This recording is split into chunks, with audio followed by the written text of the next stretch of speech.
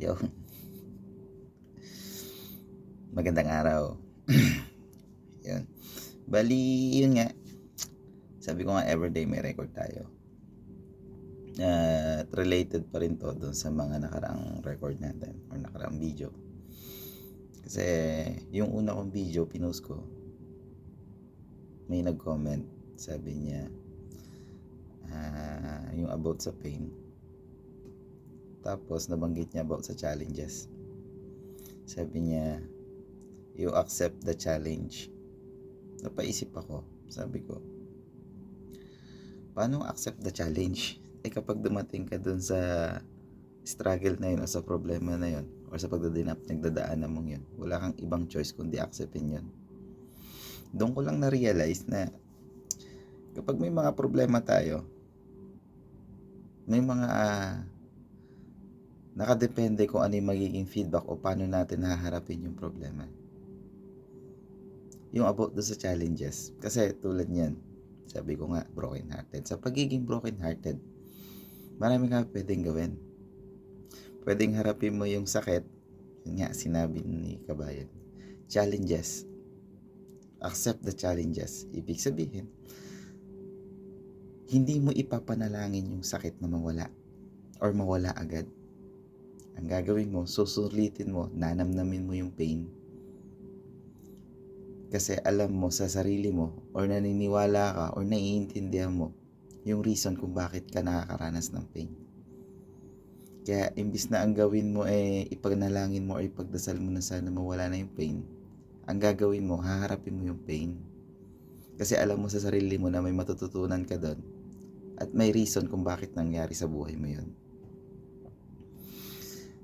Yun nga, magiging feedback natin. Ngayon, kung ang ipapanalangin mo naman or ang gusto mong mangyari ay mawala agad yung pain, ang magiging option mo dyan, maghahanap ka or hahanapin mo yung bagay na makakapag-heal sa'yo. Or posibleng isa sa mga option na yan, posibleng maghanap ka sa isang bagay o sa isang tao para i-heal ka. Hahanapin mo yun sa ibang tao. In short, hahanapin mo yung heal na yun para mawala yung sakit sa ibang tao. I-open mo yung sarili mo, bibigyan mo yung pagkakataon yung sarili mo para i-open sa iba yung buhay mo, yung pinagdadaanan mo. Kasi kailangan mo nga ng katulong. Kailangan mo ng support. Kailangan may magpaparamdam sa'yo na naiintindihan ka nila para i-comfort ka nila. Para mawala yung sakit. Yun yung sa kabilang banda, yun yung ginagawa kapag gusto mong mawala ang sakit. Kailangan mo ng ibang tao para i-provide yung bagay na nawala sa'yo. Or hindi man sa i-provide, para ma-heal or para matakpan yung sakit na naiwan dyan sa puso mo. Yun yung nagiging dalawang klase na magiging response mo kapag ikaw nakakaranas ng sakit. Sa side ko, ang pinili ko, harapin. Sabi nga, challenge accepted. Hinarap ko. Ngayon, unti-unti ko nauunawaan kung bakit nangyayari sa atin to or nangyayari sa akin to, kung bakit ako nakakaranas ng pain. Maganda ang naging feedback, although sa una, syempre masakit, naging pangit yung iniisip mo. Pero at the long run, ninanamnam mo yung sakit, inuunti-unti mo alamin yung bagay na nangyari kung bakit mo naranasan yung sakit.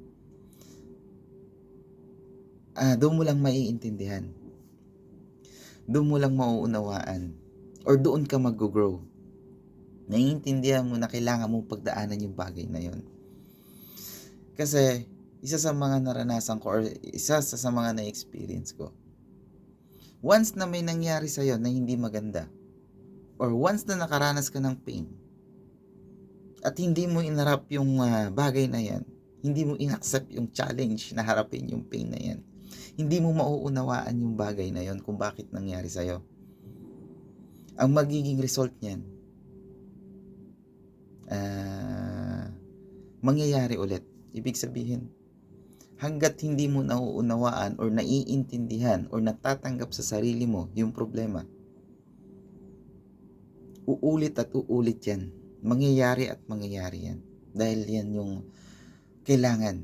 Kasi kailangan natin mag-progress, kailangan natin mag-grow, kailangan natin mag-improve. Yun yung bagay na wag na ting palalampasin, or kapag dumaan yung pain, wag nating iwasan. Or wag nating ipanalangin na matapos agad. Kasi hindi mo matututunan yung lesson dun eh. Hindi ka mag-grow. Uulit at uulit yan. Yun yung isa sa mga natutunan ko nung time na pinagdadaanan ko yung pain. Kaya maging blessed ka kung nakakaranas ka ng pain. Harapin mo yung pain. Dahil marami kang matututunan dyan. Mag-grow ka dyan. Isa yan sa mga bagay na kailangan mong matutunan para maging successful ka. Walang ibang taong hinangad ang hindi maging successful. Lahat tayo gustong maging successful. Kaya kapag may hinaharap kang pain, harapin mo lang yan. Namnamin mo, lasapin mo yung pain na yan dahil marami kang matututunan dyan.